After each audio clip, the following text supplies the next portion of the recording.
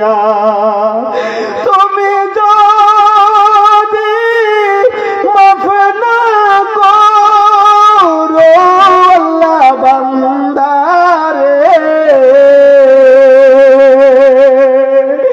তুমি যদি মাফ না করো আল্লাহ বান্দারে, পূর্বে কেটে জাহান্নামের আগুনে, পূর্বে কেটে জাহান্নামের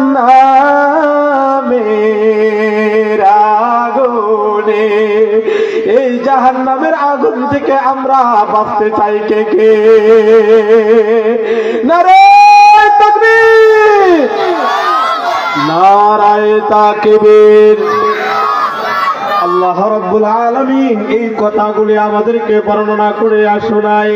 ফি জান্নাতি ইয়াতাসাআলুন আনিল মুজরিমিন মা সালাকাকুম ফি সাকার। ও জাহান্নামী আব্বারা, ও জাহান্নামী আম্মারা, ও জাহান্নামী বন্ধু, ও জাহান্নামী প্রতিবেশী, তোমরা যারা একই ঘরের ভিতরে থাকতা, আজকে তোমরা কেন জাহান্নামের ভিতরে গেলা? এই প্রশ্নটা জান্নাতীরা করবে, জাহান্নামীদেরকে করবে। তখন জাহান্নামীরা চারটা উত্তর দিতে থাকবে। আওয়াজ দিয়ে বলেন কয়টা? জাহান্নামীরা চারটা উত্তর দিবে যে আমরা দুনিয়াতে চারটা অপরাধ করেছিলাম, এই চারটা অপরাধ করার কারণে আজকে আমরা এই জাহান্নামের ভিতরে ছিলাম। এক নম্বর অপরাধ আল্লাহ রাব্বুল আলামিন এটা ঘোষণা করে দেয়, ক্বালু লাম নাকু মিনাল মুসাল্লিন।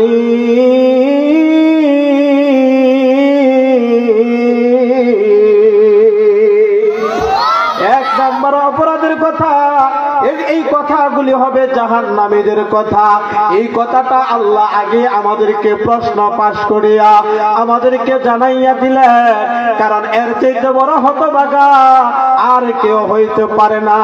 যেই ছাত্রটা তার প্রশ্নটা পরীক্ষার হলে যাওয়ার আগে আগে তার হাতে দেওয়া হয়, পর্যাপ্ত পরিমাণ সময়ও পাওয়া যায়, কিন্তু প্রশ্ন পাওয়ার পর পরীক্ষার হলের ভিতরে যাইয়া সঠিক আনসার করতে পারে না, সঠিক প্রশ্নের উত্তর দিতে পারে না।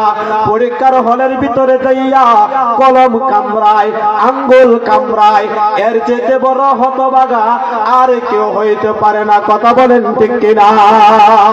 ঠিক আল্লাহর জমিনে আমার মাইকের আওয়াজ যতটুকু পর্যন্ত যায়, ও এলাকাবাসী, আপনারা যেতে হতভাগা আর কেউ হইবে না। আজকের এই আলোচনা শোনার পরেও যদি আপনারা এই অপরাধগুলি করেন, আল্লাহ রাব্বুল আলামিন এক নাম্বার বলেন ক্বালু, অর্থাৎ জাহান্নামীরা তারা সকলে এক বাক্যে বলতে থাকবে, একাধিক জাহান্নামীরা বলবে। এই কারণে এখানে জমা উল্লেখ করেছেন ক্বালু, তারা অনেক মানুষগুলি বলতে থাকবে। ও জান্নাতি ভাই, ও জান্নাতি বন্ধু, দুনিয়াতে একসাথে চলতাম এই কথাটা ঠিক, কিন্তু দেখা যায় এক নাম্বার অপরাধ আমাদের ছিল, যখন আযান হয়ে যাইত, ও বন্ধু তুমি চলে যাইতা মসজিদে নামাজ পড়ার জন্য, আর আমি বন্ধু বলতাম আমার পোশাকটা ভালো না, আমার সময় নাই। কথা বলেন এরকম বন্ধু আছে না নাই? ও সরদার বাড়ির যুব সংঘ, আপনাদেরকে উদ্দেশ্য করিয়া বলতেছি, একটু মনোযোগ দিয়া শুনেন। আপনাদের ভিতরে এরকম কোয়ালিটির লোক পাইবেন, এক বন্ধু নামাজ পড়ে আর এক বন্ধু নামাজ পড়ে না, আছে না নাই? ও মুরব্বী বাবারা, আপনার আপনাদের বন্ধু এরকম পাইবেন, একজনে নামাজ পড়ে আরেকজনে নামাজ পড়ে না। ও পর্দার অন্তরালের মা, আপনাদের ভিতরে এরকম আপনজন পাইবেন, মা নামাজ পড়ে মেয়ে নামাজ পড়ে না, মেয়ে নামাজ পড়ে মা নামাজ পড়ে না। এরকম কোয়ালিটির লোক আছে না নাই? আল্লাহ রাব্বুল আলামিন কথাটা বর্ণনা করেন, জাহান্নামীরা বলতে থাকবে লাম নাকু মিনাল মুসাল্লিন, আমরা দুনিয়ার বুকে মুসল্লি ছিলাম না, আমরা দুনিয়ার বুকে মুসল্লি ছিলাম না। এক নাম্বার জবাব দিবে জাহান্নামীরা। যে জন নামাজ পড়ে না সে তো শয়তানের নানা, যে জন নামাজ পড়ে না সে তো শয়তানের নানা। এবার আসো কবরে তারে মজা দেখাবো, এবার আসো কবরে তারে মজা দেখাবো। কথা বলেন ঠিক কিনা? ও আমার ভাই, এই দুনিয়াতে যদি ইবাদত বন্দেগি না হয়, অন্ধকার কবর থেকে আপনার জাহান্নামের শাস্তিটা শুরু হয়ে যাবে, মৌতের শুরু থেকে আপনার শাস্তিটা শুরু হয়ে যাবে। তাই অন্ধকার কবরের ভিতরে যতদিন থাকবেন, আলমে বরজখ বলা হয়, এই জগতেও আপনি সুখে থাকতে পারবেন না। এই কারণে কবর আমাদেরকে ডাক দিয়া দিয়া কয়, ও আল্লাহর নাফরমানেরা, আমি এই জমিনের উপরে তোমরা বুক ফুলাইয়া হাঁটো, আমি যেই আল্লাহর আনুগত্য হইয়া চলি, তোমরা সেই আল্লাহর আনুগত্য করো না। সুতরাং তোমাদের সাথে আমাদের কোনো বন্ধুত্ব নাই। ও আমার ভাই, ও নওজোয়ান যুবক ভাইরা, তাহলে এক নাম্বার অপরাধ মুসল্লি না হওয়া। আমরা এই অপরাধটা করব না ইনশাআল্লাহ। নারে তাকবীর! আমরা আজকের থেকে নামাজ আর ছাড়বো না। রাজি আছেন? কে কে রাজি? হাতটা সোজা করেন না। যারা হাত তোলেন নাই, লাভ হইব কি এত কষ্ট করে? হাতটা সোজা করেন। আল্লাহ, এই যুবক ভাইদেরকে যারা হাতগুলি বাড়াইছে, আপনি সকলকে এই বেনামাজি যে একটা অপরাধ, এই অপরাধ থেকে আমাদেরকে রক্ষা করুন। সবাই বলেন আমিন। পর্দার অন্তরালের মা বোনেরা যারা আছেন, আপনারাও এখন নিয়ত করেন, তওবা করিয়া নেন, আজকের থেকে আর আমরা বেনামাজি হইব না। আর বেনামাজি হইল শয়তানের বন্ধু, বেনামাজি হইল শয়তানের বন্ধু, শয়তানের দলের লোক। এই কারণে আমি আপনাদেরকে অনেক সময় উদাহরণ দিয়া বলি, ও ভাই, ইবলিস শয়তান, শয়তানের লানতের মালা নিছিল, সিজদার হুকুম ছিল একটা। আওয়াজ দিয়া বলেন কয়টা? সূরা আরাফ ৮ নম্বর পারার 10 নম্বর পৃষ্ঠা শেষের দিকে আয়াত, ওয়ালাকাদ খালাকনাকুম সুম্মা সাওয়ারনাকুম সুম্মা কুলনা লিল মালাইকাতি ইসজুদু। আল্লাহ রাব্বুল আলামিন বলেন, আমি যখন আদমরে বানাইলাম, তার চেহারা সুরত যখন আমি দান করলাম, আমি সমস্ত মালাইকাদেরকে বললাম, তোমরা এই আদমরে সিজদা করো। সবাই সিজদা করলো, ইবলিস শয়তান সিজদা করলো না। আল্লাহ জিজ্ঞাসা করলেন, ক্বালা মা মানাআকা আল্লাহ তাসজুদা ইযা আমারতুক, কেন তুমি সিজদা করলে না? ইবলিস শয়তান আল্লাহর সাথে যুক্তি দেওয়া শুরু করছে। ক্বালা আনা খায়র, খালাকতানি মিন নারি ওয়া খালাকতাহু মিন তিন। ইবলিস কয়, আল্লাহ আমারে বানাইছো আগুন দিয়া, এই আদমরে বানাইছো মাটি দিয়া, আমি আগুন হইয়া ইবলিসের এখানে কেমনে মাথা নত করি? আল্লাহ কয়, আমি তোরে যুক্তি দেওয়ার জন্য বলি নাই। ক্বালা ফাহবিত মিনহা ফামা ইয়াকুনু লাকা আন তাতাকাব্বারা ফিহা ফাখরুজ ইন্নাকা মিনাস সাগিরিন। ইবলিসকে লানতের মালা দিয়া দিল, আল্লাহর দরবার থেকে তাড়াইয়া দিল। হুকুম ছিল একটা, সিজদার হুকুম ছিল। আওয়াজ দিয়া বলেন কয়টা? হুকুম ছিল একটা। এখন আমাদের উপর দৈনন্দিন ফরজ নামাজ হলো 17 রাকাত। আওয়াজ দিয়া বলেন কত রাকাত? সবাই কয় না কত রাকাত? 17 রাকাত। প্রতি রাকাতে সিজদা হলো 2টা। আওয়াজ দিয়া বলেন কয়টা? প্রতি রাকাতে সিজদা হলো 2টা। তাহলে 17 দুগুণে কত? সবাই কয় না 17 দুগুণে হলো 34। এবার একটু নিজেকে নিজে প্রশ্ন করেন, ইবলিস শয়তান একটা হুকুম অমান্য করার কারণে লানতের মালা নিয়েছিল, আল্লাহর অবাধ্য হয়েছিল। তাহলে আমরা এই আল্লাহর প্রিয় বান্দা হইয়া দৈনন্দিন যারা একদিন নামাজ আদায় করি না, 34টা আল্লাহর সিজদার হুকুমকে অমান্য করি। কথাটা বুঝাইতে পারছি? কথা কই না, কথা আমি বুঝাইতে পারছি? তাহলে আমরা নামাজ না পড়িয়া কত বড় অপরাধের অপরাধী, কত বড় অপরাধের অপরাধী, এটা আমি আপনাদেরকে আর কেমনে বুঝাইব?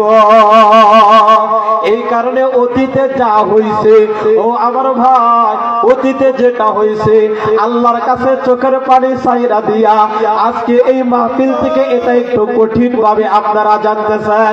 আল্লাহর হাবিব একাধিক হাদিস শরীফের মধ্যে বলছেন যে মুসলমান আর কাফেরদের ভিতরে পার্থক্য হলো নামাজ। অর্থাৎ এমন একটা সময় ছিল যারা নামাজের সময় মসজিদে গেছে সাহাবায়ে কেরাম বলতো তারা হলো মুসলমান, আর যারা নামাজ পড়তো না তাদেরকে মনে করতো তারা মুসলমান না, তারা বুঝি কাফের।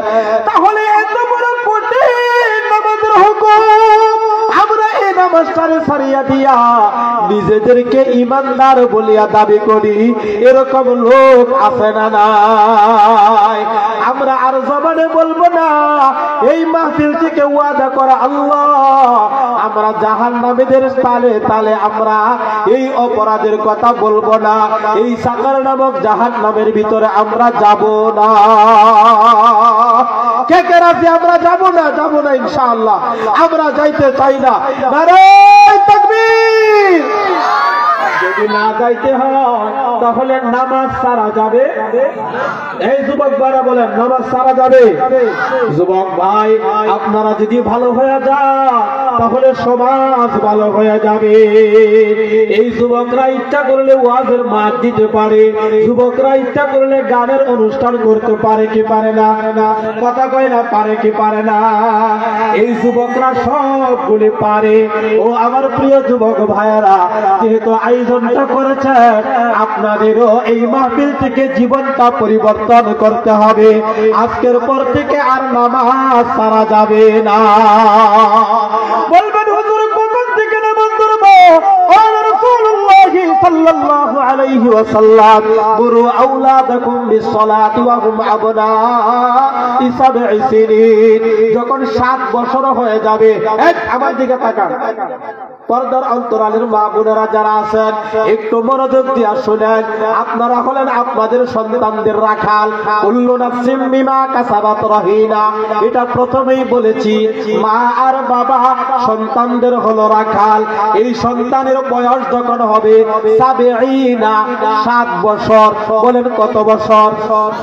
7 বছর যখন হবে, মুরু আওলাদাকুম, তখন তোমরা তাদেরকে নামাজের জন্য হুকুম করো। কত বছর? সবাই বলেন কত বছর? কিন্তু 7 বছরে কিন্তু নামাজ ফরজ হয় না, তার উপর আবশ্যক হয় না।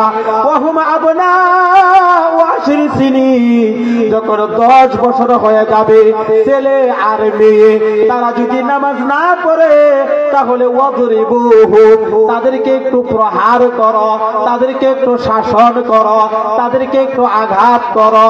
বলেছেন বিশ্বনবী মুহাম্মদুর রাসূলুল্লাহ সাল্লাল্লাহু আলাইহি ওয়াসাল্লাম। এই কারণে অর্থাৎ 10 বছর হইল নামাজ ফরজ হয় না। বালেগ যেই দিন হবে, বালেগা যেই দিন হবে, ওই দিন থেকে নামাজটা ফরজ হয়। তাহলে এত আগে কেন বললেন? এত আগে কেন বললেন? এটা বলার উদ্দেশ্য হইল নামাজটা যখন থেকে ফরজ হয়ে যাবে, এই ফরজ হওয়ার ওয়াক্ত থেকে যেন এক ওয়াক্ত নামাজ শিকার জন্য তার জন্য ছুটিয়া না যায়, সে যেন এই কথাটা বলতে না পারে নামাজ কেমনে পড়বো এটা জানি, কথা কই না, এটা জানি। এখন যেমন 20 বছরের সন্তান, 30 বছরের যুবক, 40 বছরের বুড়া, তারা তো নামাজ কিভাবে পড়বে, কিভাবে দাঁড়াইবে, উযু কেমনে করবে ওইগুলিও জানে না। কথা বলেন আছে না নাই? লজ্জা শরমে হুজুরদের কাছেও যাই না, মানুষের কাছেও যাই না, শুক্রবারে যায়, যাইয়া অন্য অন্য মুসল্লিদের দেখা দেখি কয়েকটা রুকু সেজদা দিয়া আবার আইসা পড়ে। ও আমার যুবক ভাই, লজ্জা শরম না, লজ্জা শরম না। জাহান্নাম থেকে বাঁচার জন্য আমরা এই নামাজটা আলেমদের হাতে ধরিয়া, আলেমদের পায়ে ধরিয়া, মসজিদের ইমাম সাহেবকে যেমনি পারেন সুন্দরভাবে বুঝাইয়া শুনাইয়া হাদিয়া তোহফা দিয়া হইলেও আপনার নামাজটা শিখা নিবেন। এটা 10 বছরের আগে আগে কমপ্লিট করতে হবে। আর এর দায়িত্ববার হলো মা আর বাবার উপর। কাদের উপর? কথা কই না, কাদের উপর? মা আর বাবার উপর। তাহলে জাহান্নামীরা বলবে 1 নাম্বার, অনুলামনাকু মিনাল মুসাল্লিন।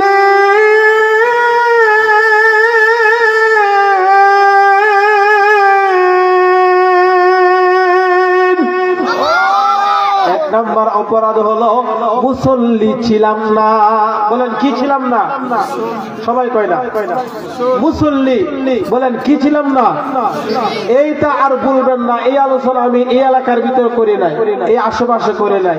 2-3 বছর আগে মনে হয় বাজরার সাথে এক জায়গায় করছিলাম। কারণ চিন্তা করি ওই যে হুজুর আছে, আবার বাই তো এদিকে আসলে গুরমারে চলে যায়, পুরান একটা আলোচনা ধরলে এটা উঞ্চিয়ে যায় না। কথা কন ঠিক কিনা? এই জন্য 2টা বিষয় এই এলাকায় আলোচনা করে নাই। তাহলে 1 নাম্বার হলো আমরা মুসল্লি ছিলাম না, বেনামাজি ছিলাম না। এই কথাটা যেন আমাদের জবান দ্বারা বের না হয়। আমরা বলবো আমরা ছিলাম পাক্কা নামাজি। বলেন আমরা কি বলবো?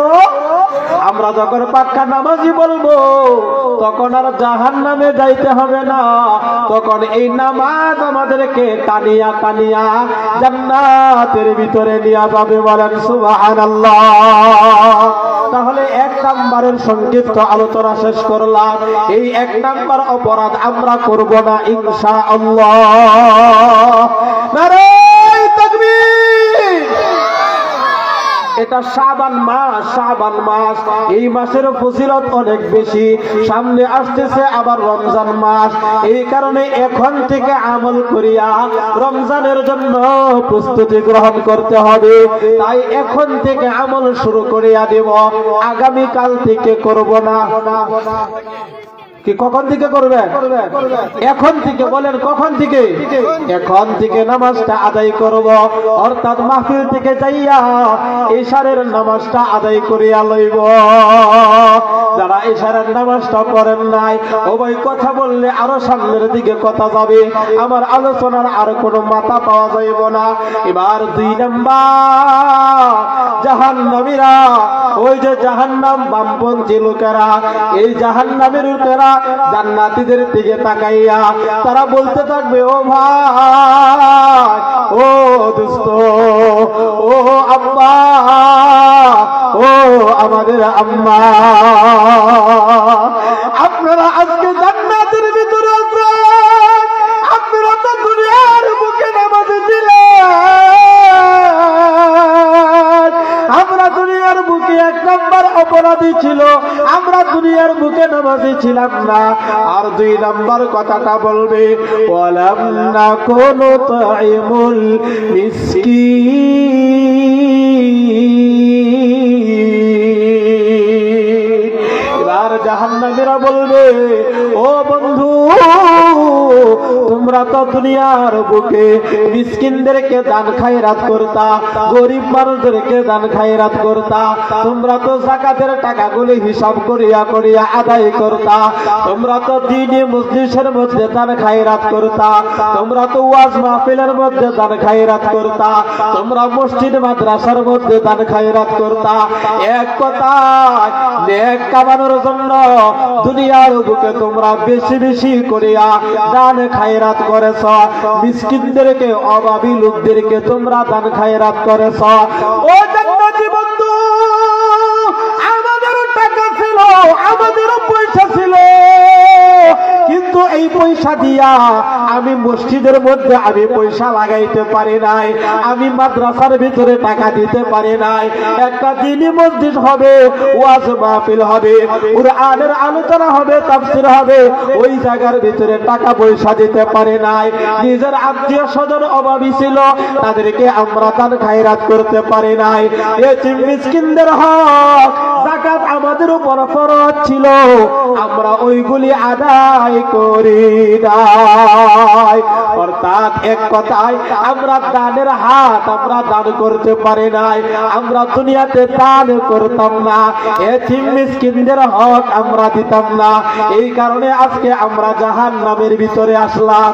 তাহলে বলো, আজকের এই মাহফিলের আয়োজন যেই সকল যুবকরা এবং এলাকাবাসীরা করছেন, এর দ্বারা ওদের লাভ হয়েছে না ক্ষতি হয়েছে? কথা কই না? এই জবানটা খুলে বলেন, লাভ হয়েছে না ক্ষতি হয়েছে? এবার দেখেন 2 নাম্বার, এই যে আপনাদের মতো তো আরো যুবকরা আছে, তারাও তো টাকা পয়সা তুলিয়া একটা দুইটা বক্স ভাড়া করিয়া নিয়া ট্রাকের উপরে চালাইয়া রাস্তা দিয়া গান গাইতে গাইতে যায়, আসে না নাই? অথবা এলাকার ভিতরে গানের অনুষ্ঠান করে নিজেরা তো গুনাহের কাজের মধ্যে লিপ্ত হইয়া যায়, আবার মানুষদেরকে দাওয়াত করিয়া আনিয়া আনিয়া তাদেরকে জাহান্নামের দিকে আহ্বান করে। এরকম যুবক আছে না না? ও যুবক ভাইয়েরা, ও এলাকাবাসী মুরব্বীরা, আপনারা যারা আছেন, পর্দার অন্তরালের মা বোনেরা যারা আছেন, নেক কাজের মধ্যে দান করতে কখনো ভুলবেন না, কারণ নেক কাজে নিয়তটারে সহি রাইখা 1 টাকা দান করবেন, আল্লাহ 1 টাকাকে 10 গুণ বৃদ্ধি করিয়া 10টা নেকি ঢুকাইয়া দিবে। বলেন সুবহানাল্লাহ। হাদিস শরীফের ভিতরে পাওয়া যায়, এই 1 থেকে 27 আবার 700 গুণ পর্যন্ত এই দানের টাকার সওয়াব আল্লাহর দরবারে বাড়িয়া যায়। কন্যা সুবহানাল্লাহ। এবার বলবেন, হুজুর আমরা তো গরিব মানুষ, আমরা গরিব মানুষ। এবার শুনেন, আল্লাহ রাব্বুল আলামিন মুহসিনদের কথা বলেন, আল্লাযীনা ইউনফিকুনা ফিস সাররা'i ওয়াদ দাররা।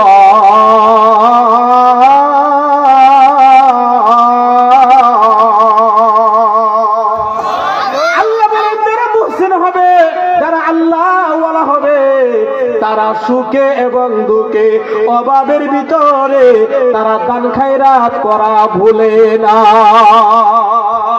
তাহলে আমরা এই দানের বিষয়টা যে হুজুর আসতেছে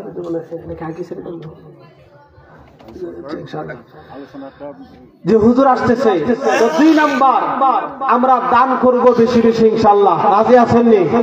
কথা কই না, রাজি আছেননি? এখন বলবেন, হুজুর আমার আছে কত? আমার বাবার তো এত সম্পত্তি নাই। হযরতে ফাতেমা রাদিয়াল্লাহু তাআলা আনহা জান্নাতের রমণীদের সরদারনি ছিলেন। ও আমার ভাই, আলী রাদিয়াল্লাহু তাআলা আনহুর সংসার ঘরের ভিতরে 3 দিন 4 দিন হয়ে গেল, কোনো খাবার নাই, কোনো খাবার নাই। ফাতেমা রাদিয়াল্লাহু তাআলা আনহা ডাক দিয়া বলে, স্বামী গো,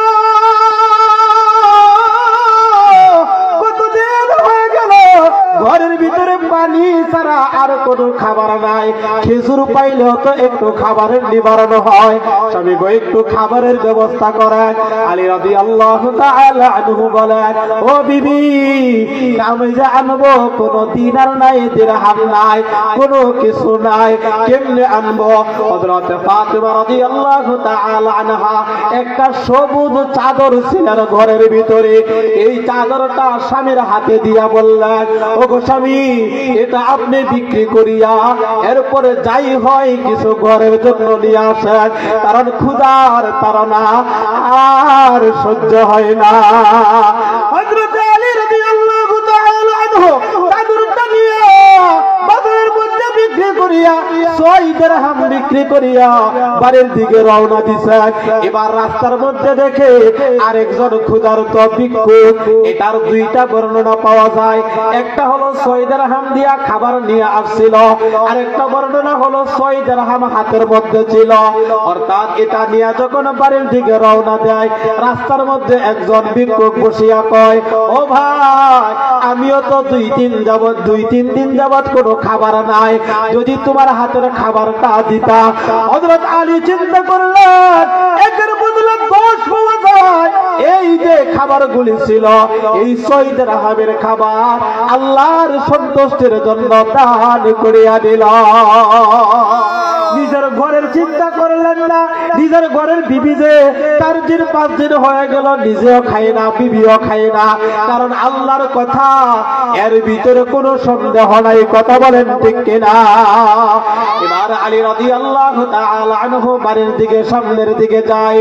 এবার সামনে যাইয়া দেখে একজন ব্যক্তি একটা উট নিয়া, মোটা তাজা উট নিয়া সামনে দাঁড়ানো। কন্যা সুবহানাল্লাহ। আলীকে ডাক দেয়া বলে, আলী, এই উটটা তুমি কিনবানি? আলী কই, আগে তো 6 দিরহাম ছিল, এখন তো 1 দিরহামও নাই, কেমনে কিনবো? বলে, তোমার কাছে বাকিতে বিক্রি করতে চাই, 100 দিরহাম দিবা, নাও তুমি উট নিয়া নাও। আলী কই, এটা তো 100 দিরহামের উট না, এর মূল্য আরো অনেক বেশি হবে। চিল্লা বলেন না সুবহানাল্লাহ। এবার কই করিয়া বাকিতে কিনিয়া আরেকটু সামনে গেলেন, যাইয়া দেখে আরেকজন ব্যক্তি রমরমা টাকা নিয়া কোস করছে টাকা। আইসে ওই ব্যক্তি দাঁড়াইয়া কয়, ও ভাই, তোমার উটটা বিক্রি করবানি? বলে, হ করব। কই, আমি 160 দিরহাম তোমারে দেব। সুবহানাল্লাহ। কত দিব? 160 দিরহাম। যিনি কিনতেছেন উনি বলতেছেন, আমি 160 দিরহাম দেব। আলী আনন্দ কয়, আরে নাও, তাড়াতাড়ি আমার দাও। এই টাকাগুলো নিয়ে বাড়িতে চলে গেলেন ফাতিমা রাদিয়াল্লাহু তাআলা আনহা। এত দিরহাম দেখিয়া স্বামীকে প্রশ্ন করিয়া বললেন, ও আলী, ও প্রাণের স্বামী, যেই চাদরটা দিলাম এই চাদরের দাম তো এত হওয়ার কথা না, আপনি এত টাকা কোথায় থেকে আনলেন? এবার বলে, আমি আল্লাহর সাথে ব্যবসা করেছি। কন্যা সুবহানাল্লাহ। কার সাথে ব্যবসা? কথা কয় না, কার সাথে ব্যবসা? আল্লাহর সাথে আমি ব্যবসা করেছি। এবার ঘটনা বর্ণনা করিয়া কয়, তাহলে চলো আব্বাজানের কাছে যাইয়া এটা বলি। আলী রাদিয়াল্লাহু তাআলা আনহু, হযরত ফাতিমা রাদিয়াল্লাহু তাআলা আনহা দুইজনে মিলিয়া নবীজির কাছে গেলেন। নবীজির কাছে যাওয়ার আগে আগে নবীজি দেখে আলীরে কয়, আলী, তুমি তোমার ব্যবসাটা কেমন হয়েছে? একটু জোরে কইতেন না সুবহানাল্লাহ। নবীজি আগে জিগায় যে তোমার ব্যবসাটা কেমন হয়েছে। অর্থাৎ নবীজি বললেন, যিনি উটটা বিক্রি করছিলেন উনি হলেন জিব্রাইল। কন্যা সুবহানাল্লাহ। যিনি কিনছিলেন উনি হইলেন মিকাইল আলাইহিস সালাতু ওয়াস সালাম। অর্থাৎ দানে বারে 1 টাকা করলে 10 টাকা বাড়িয়া যায়। তাহলে অপরাধ কয়টা? কথা কয় না, অপরাধ কয়টা? 1 নাম্বার হলো নামাজ না পড়া, 2 নাম্বার হলো মিসকিনদের হক দান খায়রাত না করা, 3 নাম্বার হলো সুগলকরীদের সাথে সুগলকরি করা, 5 নাম্বার হলো পরকালকে অস্বীকার করা। আল্লাহ তাআলা আমাদেরকে এই 4টা পাপ থেকে বাঁচিয়া আল্লাহর তৈরি জান্নাতে যেন আমরা যাইতে পারি, সেই তৌফিক আমাদের সবাইকে দান করুন। সবাই বলেন আমিন। রাজি আছেন ইনশাআল্লাহ আমল করার জন্য? হ্যাঁ ইনশাআল্লাহ। আসসালামু আলাইকুম ওয়া রাহমাতুল্লাহি ওয়া বারাকাতুহু। আলাউদ্দিন আইএমসি মিডিয়া কুরআন হাদিসের কথা বলে, সত্যের দিকে আহ্বান করে। Alauddin IMC media.